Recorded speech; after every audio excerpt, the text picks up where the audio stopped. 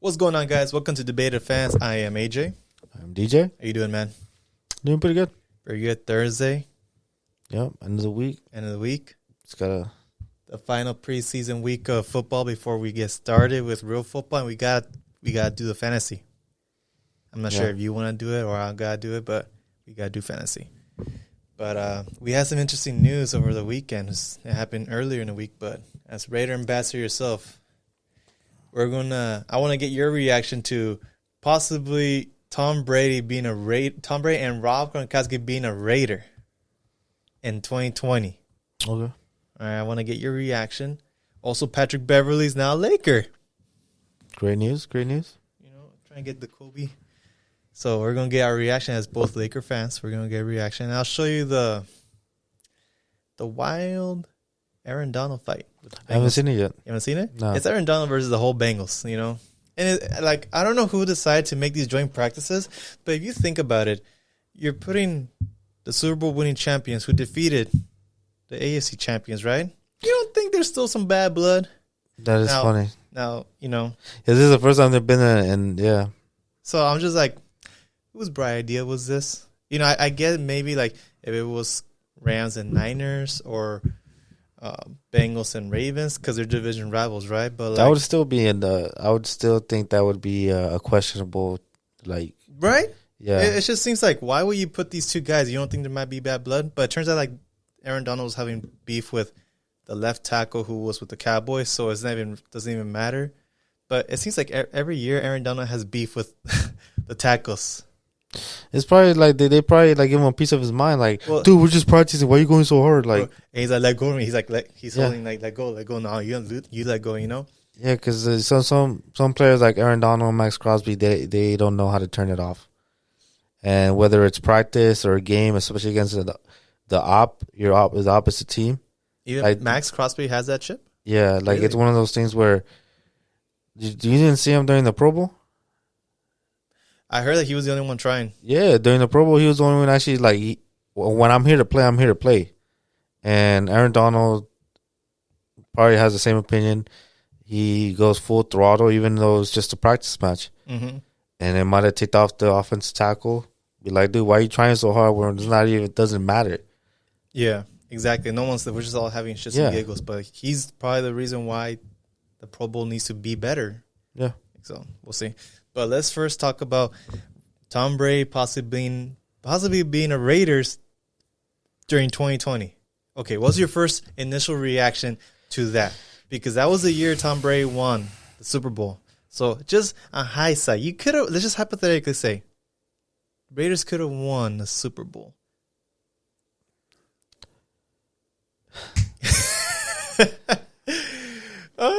People are just forgetting what happened that year. People are forgetting that we lost half our roster. That it was just one of those things where we lost our best defensive player. Every year we didn't know who our starting number one wide receiver was, and that kept changing every year. Mm-hmm. Even to this day, it's going to change again. Well, now, but I think it's more fun moving forward. But you know who it is now. Yeah. And I'm just gonna put a disclaimer out there. I totally hate Tom Brady.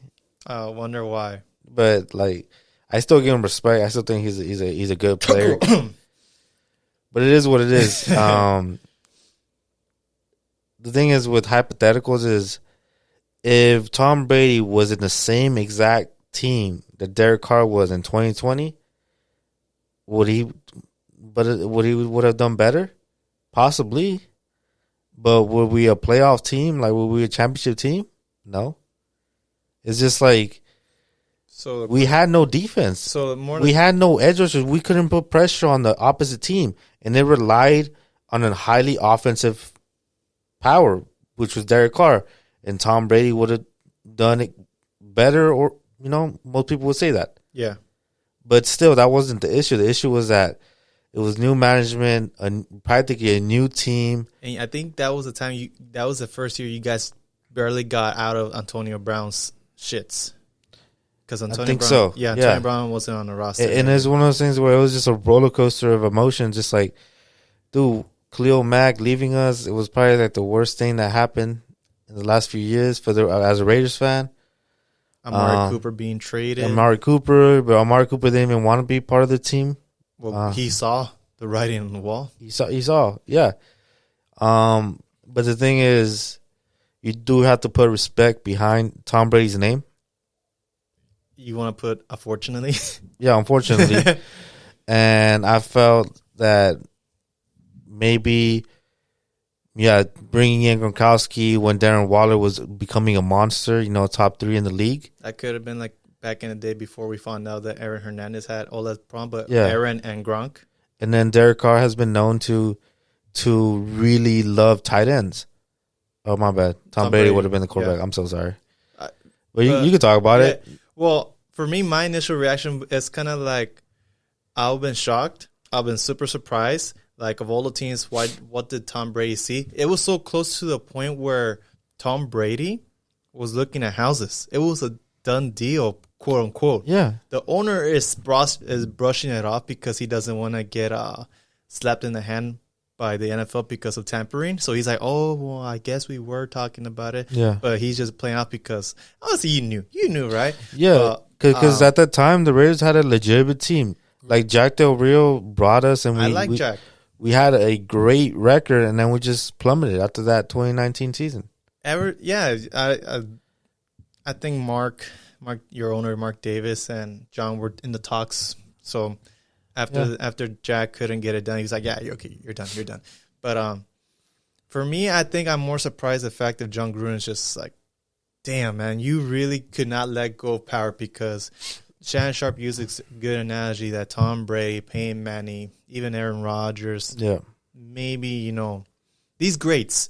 People that won championships. They have respect. You gotta listen to them more than the average quarterback, right? And John Gruden didn't want to do that. Because who wouldn't want Tom Brady? Maybe you. No, it's one of those things where but like if he became a Raider, man, I'll get a Tom Brady jersey. I would. And if you brought you a Super Bowl, hypothetically, right? If he brought the Super Bowl, man, water under the bridge, Tom Brady would probably be my favorite Raider. Just under more than Khalil. Just under Charles Woodson. Charles Woodson. Charles Woodson is my all-time favorite player. He'll be just under Charles Woodson. We'll see because now that is a bunch of what ifs. Now that Tom Brady never joined the Raiders, you guys will never have Devontae Adams. Yeah, but still, we're still trying to recover from John Gruden's kamikaze, how he destroyed the whole team. Because it was hard being a Raiders fan prior to Derek Carr being part of the team. I think the last time we looked like a functional team was Jason Campbell before he got his collarbone injury. And after that, it was just, hard years. I hear the sadness in your voice. It was hard years up until we got Derek Carr. Yeah. And then, Jack Del Rio, he did have some flaws, but he was building a legitimate team, and it just took another head coach to sabotage that.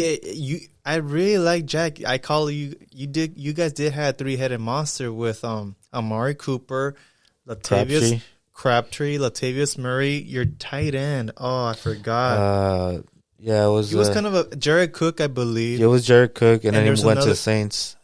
Yeah, and then there's someone else. But you guys I would say you guys had legit 3-headed monster, and obviously talking with Khalil Mack on the other side, and I believe you had like a top corner. So for me, I was just more on like how far can Derek Carr take you guys, but it just sucks. Yeah, no, it's egos got in the way because because like I said, and then the thing that we mentioned or you mentioned earlier before we started this was that Tom Brady's a big name. It's like he brings people. Like you sell tickets with Tom Brady. He sells tickets, but you also bring other good players. So players are willing to take a pay cut. Mm-hmm. They're willing to trust the system, and they're willing to invest in Tom Brady.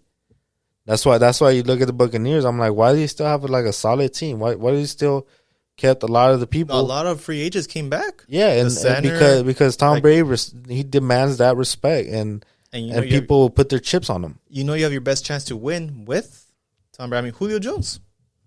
Yeah. Everyone, I thought he was going to go with Matt Ryan and Indy, but like, okay, Matt Ryan's cool, but like Tom Brady's Tom Brady. You know? Exactly. It's one of those things where if it's a coin toss, it's going to go towards, Brady. So I'm saying, like, hypothetically speaking, maybe 2020 would not have been a Super Bowl, year, but 2021 would have looked a lot better. Okay. I'm glad you acknowledge. Yeah, no, I get that big hitters, demand respect. Same what happens in basketball. Certain players attract other players, and then you create teams like that. So yeah, well, talking about basketball. But yeah, no, I still just trust Derek Carr. Give props to Derek Carr because after 2019, he was coming off a phenomenal year. He has accuracy. I've always been telling you, Derek Carr has one of the highest accuracies in the league, and that is because of his 2019 season. And after the 2019 season, like the rest of the Raiders, his stats just like started dropping. He's still pretty accurate, but he was most accurate during that season, coming into John Gruden not wanting Tom Brady. So he was showing a lot of potential. Is what I'm trying to say. And to just leave it one more thing. There was a quote that Tom Brady said, "You're gonna stay with that motherfucker, or you're gonna keep with that motherfucker." He said that. He said that. No one knew. No, he thought that maybe it was Jimmy G. He thought it was maybe Miami, but turned out to be Derek Carr. When did he say this? And early during free agency. Oh, is this 2020? Like when he was signing with, Oh, the Buccaneers? Yeah, you're gonna stay with that motherfucker? Crazy. Wow. Okay. So, switching to basketball as Laker fans, we got to talk about it. Mm-hmm. Patrick Beverly is now as a Laker. Lakers. Yeah. I like it. I love it. Speak. What's your reaction? I like it's like, it's a dark stormy and stuff, and you finally see the light, breaching through the clouds. And that's what Patrick Beverly is to me. Is I'm like, the man, he brings so much energy to the team. And he's also humble enough to play his role and know what his role is. And that's what we need right now from players.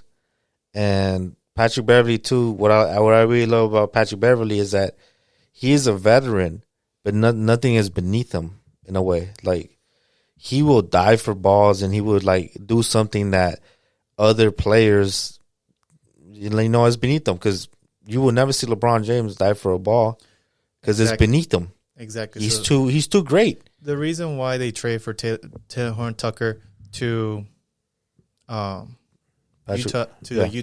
is because THT is a shooter. Yeah, he's not a defender, and LeBron, he's not going to do that. No one's doing that right now. No.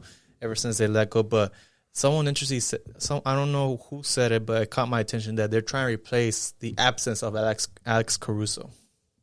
Yeah, and Alex Caruso was the man that he would chase, he would dive. Like this man would he will give you like 110%, and that's what we're missing in the team. And Patrick Beverly, in every single team that I've seen him play in, the team I feel becomes better because of him. He brings the energy. Yeah, remember who was the other defender that was from the Clippers that was kind of his tag team with Patrick Beverly? He's with the Wizards now, and no one knew why Frank Vogel didn't play him. He had long hair.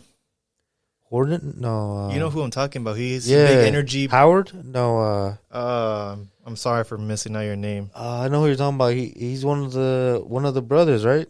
No. Man, let's say Wizards. I think it is Horton. No.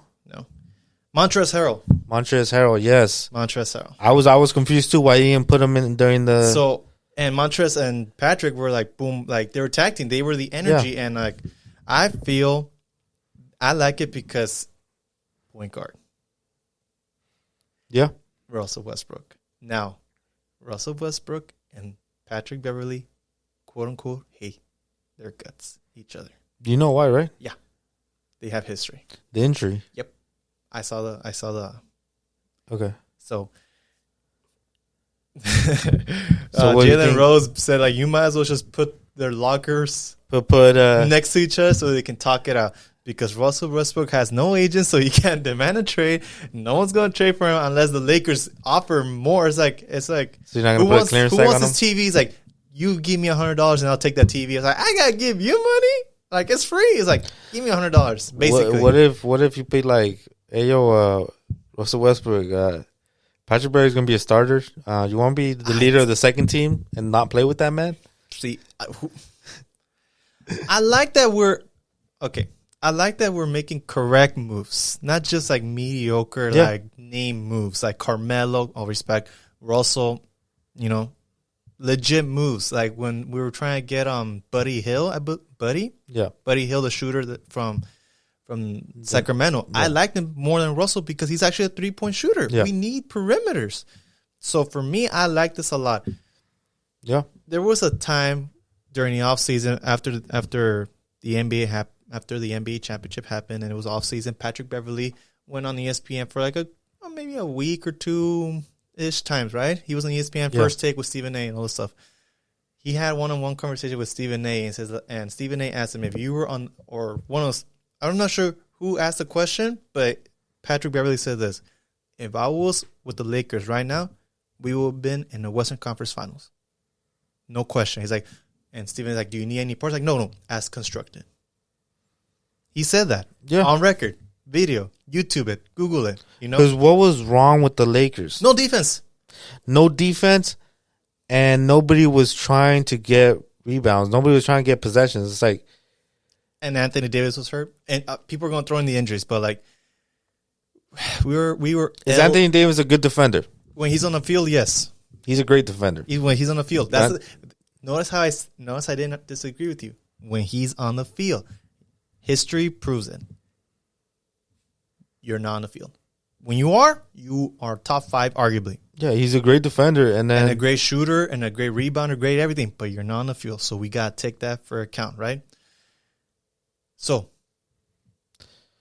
Patrick Beverly and Russell is on the field, but it's better if he's off the field. Yeah, no, and then the reason why I also like Patrick Beverly is because he is the enforcer. Yes.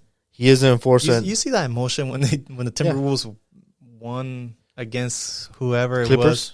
Well, I think it was the Clippers to get into the NBA playoffs, and they were pushing Memphis. They played Grizzlies. Yeah, they played Grizzlies, but they had to beat first the Clippers to get in.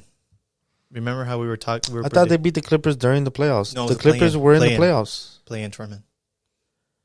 No, that was the Grizzlies. No, Grizzlies was in the playoffs, but the Minnesota Timberwolves and the Clippers were fighting for a play-in. Okay. So, and all the emotion of Patrick Beverly, like crying and everything, people were tweeting out like, man, did you just win a championship? Or like, what's up? Like, why is all the emotion? But,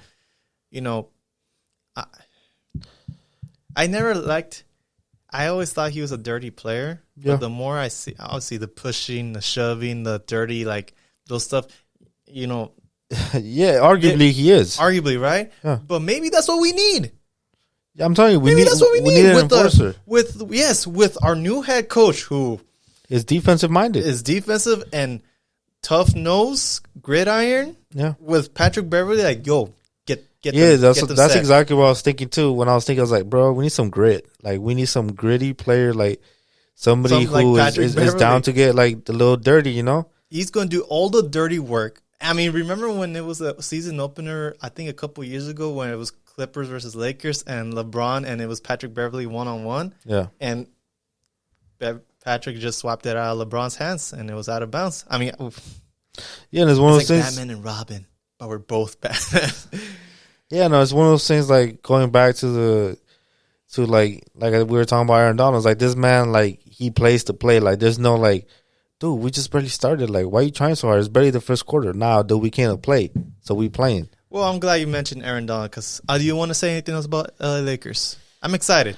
No, I'm excited, and the thing too is like I'm not saying Patrick Beverly is the solution. I am not saying that. We still need a perimeter shooter.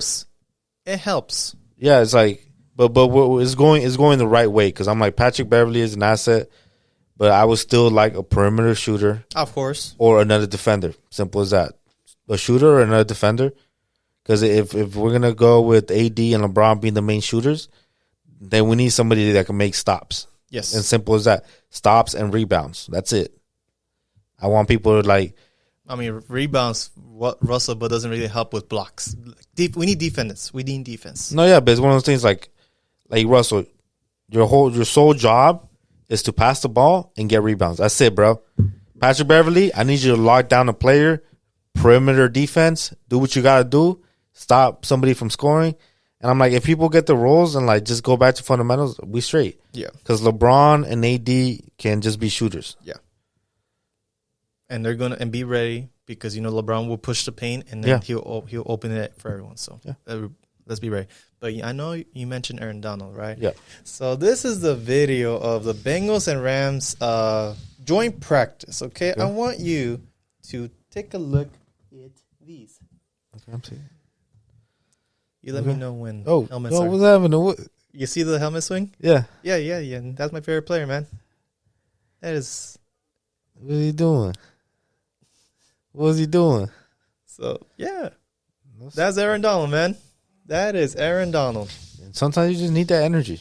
And it seems like it happened the same thing last year. He didn't swing with helmets, but like when there was a Rams and Cowboys joint practice, Aaron Donald and some offensive lineman got into it. Because it was here, right? Yeah. When that happened? Yeah, Oxnard. No wonder you're talking about the Cowboys. Mm-hmm.